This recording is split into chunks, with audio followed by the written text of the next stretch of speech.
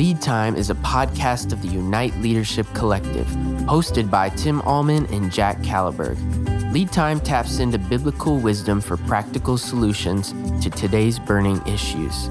Each podcast confronts real-time struggles facing the local church in a post-Christian culture. Step into the action with the ULC at uniteleadership.org. This is Lead Time. Happy day. Welcome to Lead Time. Tim Allman here with Jack Caliberg. Hey. And we're talking about the gift which is from God, that is dopamine. Dopamine is a neurotransmitter. It carries signals one nerve cell to another. It's gasoline for your motivation, your drive, anticipation, all of your desires. We are desiring things, and dopamine is a gift from God. Talk about dopamine in your life experience, even in your family there, Jack. Yeah, so I'll share a little bit about my son. Not alone in this, but I've got a son who was diagnosed with ADHD, and in his particular case, we decided it would be best to take the medications that would help him out with that, and really went through a process of learning, like, what the heck is this? What's causing that? And, really, ADHD is best understood as kind of a similar thing where, hey, some people need glasses because their eyes, don't quite focus right. So in the same way, the ADHD meds can do for the prefrontal cortex what glasses does for your eyes, restores it to a baseline level of function. And in a particular case there, I'm drinking my red eye coffee here because I've been a coffee addict ever since I joined the Army. And one of the things that coffee does is it's metabolized in the body, and in that process of metabolizing, it creates dopamine in the brain. And that's kind of one of the reasons why people who drink it, they kind of feel a boost of energy and focus. ADHD meds do exactly the same thing, but they, instead of, the half hour that a coffee lasts, it'll last 8 hours, depending on how it's formulated. So that dopamine goes into the prefrontal cortex, and it restores, for the person who's dealing with ADHD, the baseline level of what they call executive focus. So rather than kind of being at the whim of every single thing that distracts you, now you're in control and you've got executive focus in the brain. So it's interesting how brain chemistry can affect the way that we think. So this is a very interesting topic, Tim, a dope topic. It is a dope topic, though, for real. So, yeah, not just caffeine and coffee, because there are the scientific and we're listening and we're speaking to a lot of listeners right now who love coffee, and I'm fine with a little bit of coffee. I throw some MTC oil in there too. Yeah. It gives me a little bit of an elongated boost of energy, a dopamine hit with putting in MTC oil. And I actually have the powder kind that I stir every single morning. As you know, I'm kind of ridiculous with my routines in the morning. And there are two other things that I kind of personally practice every single day that help with an elongated dopamine. And this is scientifically backed. So resistance workout, resistance routines. So using weights, body weight exercise, getting a sweat on every single day, that does help increase dopamine over a long period of time. And I kind of feel, because of my green zone, Jack, now is elongated. And if you've never heard us talk about green, yellow, red, so when are you able to do your best work? For me, highest productivity. After I work, your highest productivity, highest amount of focus, executive focus, like you were talking about. And for me, that's about a 4-hour period between about 8 and noon. Yep. And another practice of mine is intermittent fasting. And so I only eat between noon and around 6:30. So I've got about I'm going on 16 hours right now since I put any food in my body outside of that MTC coffee. And that also is another kind of best practice to increase dopamine. I'm kind of curious if you've looked into this, Tim, because I've been doing this keto diet for a while now. And if you're familiar with like how keto diet, like carbohydrate ketones, intake, how that affects dopamine as well. Because I've noticed that like my energy levels, there'd be more of a spike, and now it's kind of more of a little bit more flat and even as I've done keto. Have you heard anything about that?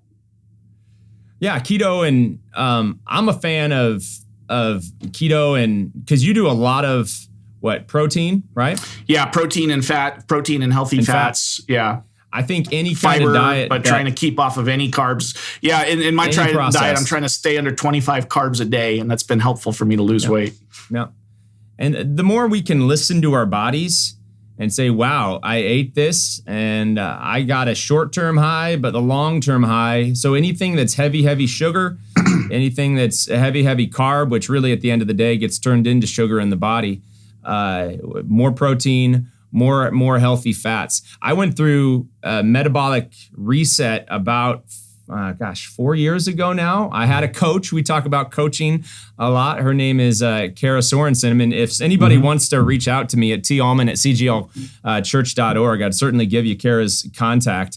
But yeah, I ran through a whole blood work analysis and determined what are the right foods for me. And I am about an 80-20 guy now, Jack. I'm not like, I think our perspective toward what we eat is just as important as what we eat, because the shame of, oh my gosh, but I really need this, and kind of the turmoil that we put ourselves through. If you have the sweet treat now and again, that in our bodies actually is very, very damaging, the shame. So 20% of the time I may, you have a beer or whatever, that's not healthy for you. So just how I think about it, I'm like, no, I'm a healthy person. Habit changes, that we've talked about this before. Habit changes come out of identity statements. Yeah. I am healthy. I am going to live long. I'm not going to live forever. These are some of the things I say. I'm going to live long, and I'm going to have more life in my years, not just years in my life. And therefore, I got to take care of the temple of the Holy Spirit every single day. And I want that dopamine hit. It is intoxicating. It's actually, it's more intoxicating than alcohol or any kind of external drug. The hit, our bodies are fearfully and wonderfully made.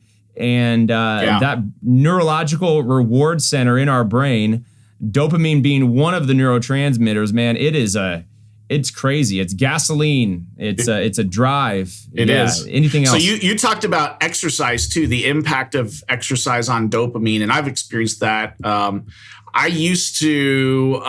I don't do this anymore because my knees don't let me do it. But I used to be a runner. I'd run this is like in my early Army days. I'd run 4 miles every day.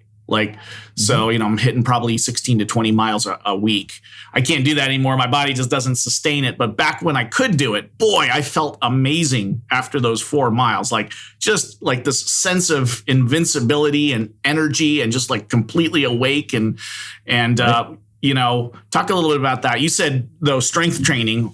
Talk about the two, cardio, strength training. Aerobic or anaerobic. Aerobic is the elongated, it's the run. It's getting your heart rate at about a 110 to probably 120 rate consistently as you're maybe jogging. And there's a lot of benefits to the walk, to the jog, doing what is right for you. The research is unanimous, though, in saying if you can only do one thing in a day, like a lot of people, I don't have time to work out or whatever. Nah, you can find 15 to 30 minutes every single day to move your body. And if you could do one thing, I would do body weight. So just body weight, squats, push-ups, planks. Anybody can get down into a plank and just hold themselves on their elbows to their toes. Just hold themselves in that position. The mental and long-ranging impact of the anaerobic is greater than the aerobic. Ideally, you do them both. Yeah. I want my heart rate, though. I want my heart rate to have moments where it spikes and then it comes down. It spikes and it comes down. So this is what we call that high intensity, right? That's high intensity interval training is something I'm a huge fan of. And a lot of people, I think, are intimidated by the thought of high intensity. Oh, that's just crazy. You got to just start where you're at. High intensity for you is for some folks who have not moved their body for some period of time. High intensity is going to be, let's do 5 push-ups and then hold a plank for an extended period of time. We follow a lady by the name of Carolyn Gervin. You could look Girvan. Carolyn has a little bit more intense workouts that you have to have kind of probably a higher baseline of physical fitness to do her HIIT workouts. But you could just YouTube, HIIT for beginners. A high intensity interval training for beginners, and you're going to find 10 to 20 minute workouts there that will increase dopamine exceptionally. It's as you see, I'm really, really passionate about this topic, Jack. I was with a number of pastors, and I think fat shaming like that has no place in the church. Right. Every human being, whether you're in shape or out of shape, we've all got gifts and gaps, whatever. So that has no place within the church.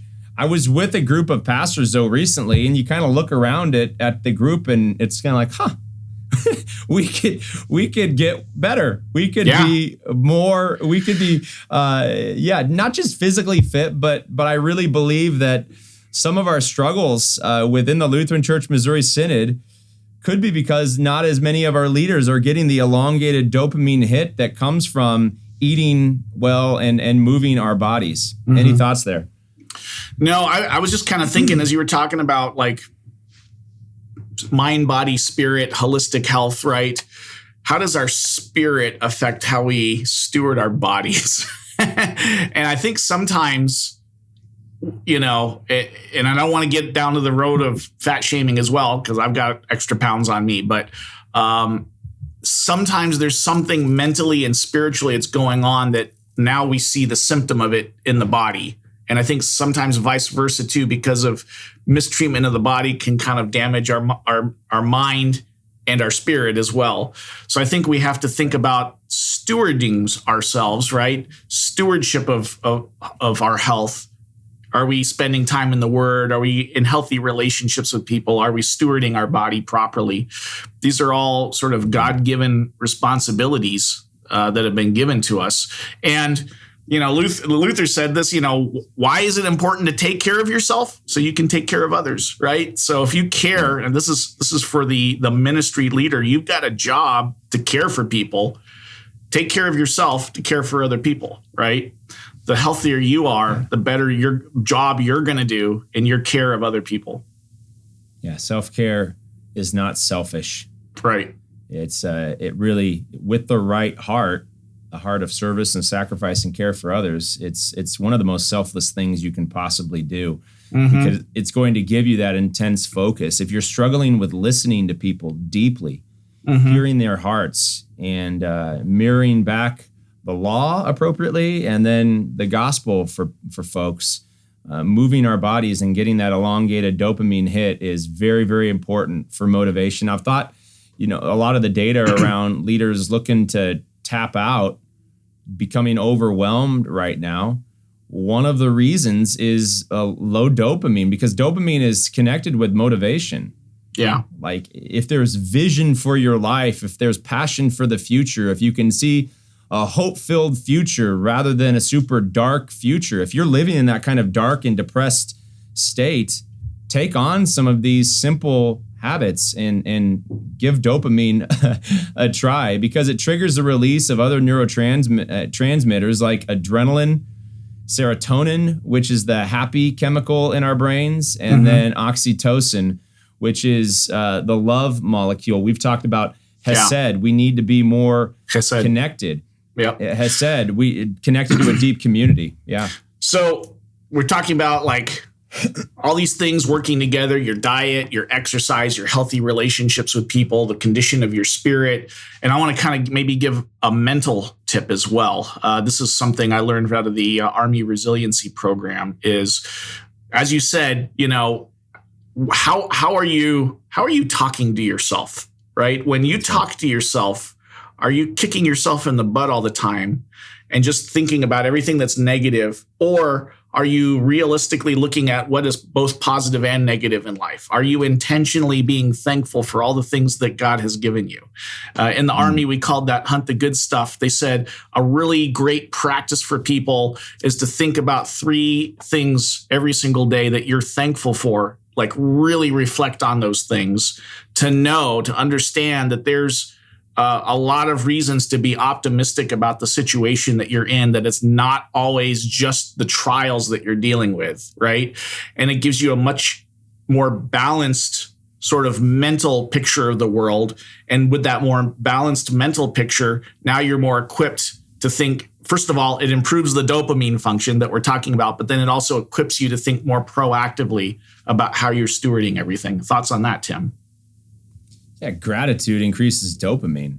Yeah. My daily affirmations. This is not like a soft skill or like, that's for kind of people that are kind of more, relationally, blah, blah, blah. Like, leader, you need to start your day out by the power of the Spirit, connected to all the beautiful things Jesus has put around you. And just affirm that God gave you a body. He gave you life right now.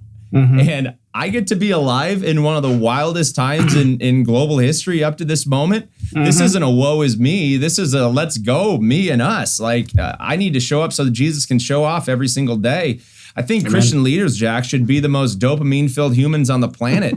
We're connected to the greatest story of all time. We have the Holy Spirit living inside of us, and we know the end of the story. We know the one who began and will bring, again, Jesus, the author and perfecter of our faith, to make everything that's wrong right again. Like, this is our time, leader, to take the simple steps to become more heart, body, mind, spirit well, healthy.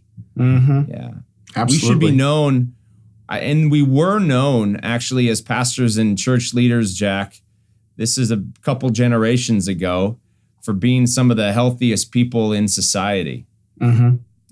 The way we cared for ourselves and we cared for one another. Unfortunately, that trend, for a variety of reasons, has shifted. And let's return to those days where church leaders were the healthiest. And heart, body, mind, spirit could then just invite others to do the same. There is, for a leader, a modeling aspect. The faith in many respects is more caught than taught. We care about teaching, but if teaching is not backed up by action, it may not stick. Any thoughts about I'm leaning into the theology of faith coupled with works then right now? Any thoughts? Yeah, I mean, through faith, we get to think of ourselves as eternal beings, right? And so this life, as real as it is not the end of our story. So I guess one person might fatalistically say, okay, well, if that's the case, I can do whatever I want. But that's not really the case. Really what it is, it's about liberating you from any of the mistakes that you've made. If you've overeaten like I have and gained weight, it's not about shame. Christ has liberated you. Every single day is a new day, and you'll have eternity in the future. So what are you going to do with this opportunity that's been given to you right now? It's a freeing spirit. And so you've been freed now. You've not been, exempt from good works. Your orientation towards good works for yourself so that you can benefit others has been reframed in this eternal mindset that you've been given. And that's what I encourage people to think about. But that should, help you think in terms of how you're stewarding in a very healthy way. I have everything in Christ. Because I have everything in Christ, what am I going to do? What am I going to do for my neighbor? What am I going to do for myself so that I can be more for my neighbor, right? These are very healthy things rooted in our faith. Not that it's a rock that's crushing us, but that we've been freed to do this. Yeah. The perfect love of God casts out fear. Yeah. And practically, though, I'll tell you this, Tim, this has been the blessing of the keto diet is people constantly bring snacks to our office, brownies, donuts, chips, whatever. It's always in our workroom. And now because I'm on the keto diet, I can't eat any of that stuff. Where before I was like, I'm all in. So that's been one of the beauties. You have to find something that works for you, right? So there's a lot of solutions out there. This keto diet has been amazing for me. I recommend it for people that might have the same type of struggles that I might have with diet. It's sometimes you have to figure out what is the right box to put yourself in that's going to get the right results for people. So some sort of a structure. Yeah. Some sort of a plan. Discipline then around that plan and accountability around that plan. Is Marta your wife? Is she kind of your accountability partner with this? Oh, you better believe it. You better believe it. Yeah. No, actually that's been amazing for her is, Well, let's put it this way. She's not keto. My son is definitely not keto. I am, but she's been very supportive of that. The benefit for her now is like if she wants to snack on something, she doesn't have to worry about me going and eating it. so she's like, okay, great. I can buy the snacks that I want, and I don't have to worry about Jack eating them all, over the weekends. I don't even get to taste them, right? But again, it's like, and you have this incredible routine that you've built for yourself. And I like to call it, this is the box. This is a self-disciplined box that you've put yourself in, and it works. It gives you the kind of results that you need. And so I think people, they need to go on this journey for self-care and figure out what is the box that's actually going to work, because the best diet is the one that you're going to stick to, right? Right. So for me, that's been the blessing, is that I've been able to stick to it over the long haul. I can stick to it while I'm sick right now, kind of recovering from a cold. I can stick to it during times of high stress, So if you're just going to, do something that you'll never have the willpower to do, kind of reframe that and actually think, what can you do? What kind of habits can you stack on and actually kind of build on that success and create that structure for you? And again, not because this is a law, but you've been given this blessed opportunity to steward what God has given you. You had me at habit stack there, Zach. I love habit stacking. And every person needs to go on a journey in various seasons to layer healthy habit on healthy habit on healthy habit. There's going to be unhealthy habits, external things that come in. We're all works in progress. That's why Jesus came. But to have this, and I don't mind the image of a box. This is, and I would say just the box is all of me, how God has kind of made me, hardwired me, even the mystery of my own metabolism. Yeah. And how dopamine gets released based on my very unique metabolism. And this is what a lot of neuroscience and as well as those who are in physical fitness industry are realizing, those who are in nutrition are realizing, is every person is fearfully and wonderfully uniquely made. And so there's no one way. This is where freedom comes in. Like, it's keto for you. I did this metabolic blood work thing for me. I had coaching for a while. I think there are some base principles, that we need to have a heart of humility that asks for help. We need to be curious. And then we need to try a number of things. It was almost like the build, measure, learn type of personal approach to wellness. Isn't that right, Jack? I don't know that I've ever said that. Is. We talk build, measure, learn. Yeah, that's actually excellent. The build, measure, learn mindset is perfect, because here's the thing. Here's where the sabotage comes in. I tried to diet and didn't work, so I'm not going to diet. Right.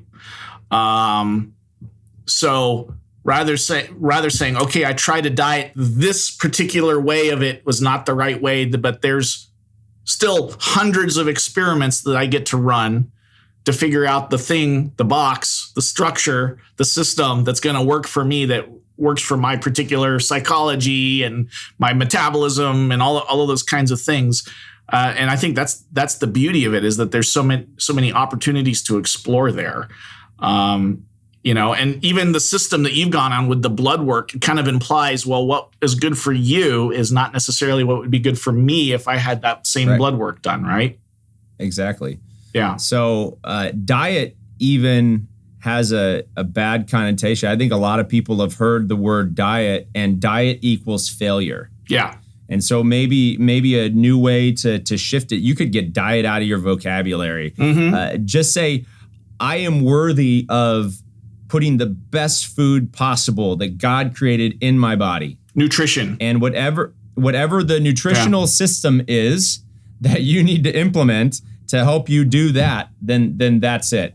Yeah. Maybe for some folks who have failed, you feel like a failure. And so anytime you hear diet, there's this voice in the back of your head that says, yeah, man, how long is this going to last? Last time it lasted 2 weeks. The other time it lasted 2 months. But so it's judgment, can't last right? 2 years.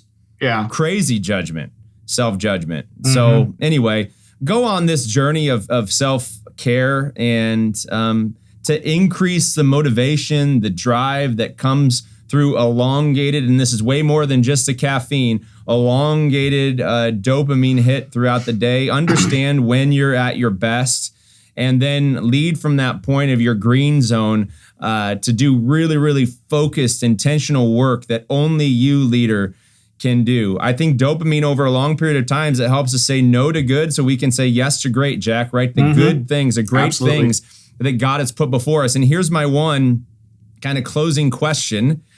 Given you, if you're listening to us at all, you know that we care about the future of leadership development within the Lutheran Church Missouri Synod. And so takeaway, could some of the LCMS struggles in generating creative solutions for our church worker shortage be due to some leaders having a dopamine deficiency? Wow. I say maybe. Maybe we need a dopamine boost. Yeah. For creative solutions to some of our struggles. Jack, I don't know. Yeah. I don't know. I guess, my encouragement is, I think a healthy relationship with God, a healthy faith is something that should give us a dopamine boost and maybe help us be more courageous as we think about solving ministry problems and, interacting and relating with people and thinking about the future. And so I guess for me is, I'm looking through the lens of courage and how does dopamine affect courage? And that's what I would look for. So I do think that there's a relationship, but I don't know if I could articulate that. Well, I'll articulate it one step further. Courage is very, very close, if not almost synonymous with creativity. Yeah. To pass in and through being able to fear. think outside the box, right? Right. Yeah. Absolutely. So thanks for joining us today. Our short little conversation on dopamine. Move your body, eat well, experience the benefits of that neurotransmitter being released, which is called dopamine. Dopamine is your friend. How many times can we say dopamine in a podcast, Jack? This was a lot of fun. I've never said dope podcast, like I said. This was a dope podcast. Thanks for joining us today on Lead Time. We'll be back next week. Sharing is caring. Get the word out. Peace of the Lord go with you. You've been listening to Lead Time, a podcast of the Unite Leadership Collective. The ULC consults and brings together cohorts of congregations to build the culture, systems, and structures of intentional discipleship multiplication. To go deeper with us, create a free login on uniteleadership.org for access to exclusive materials and resources. Thanks for listening and stay tuned for next week's episode.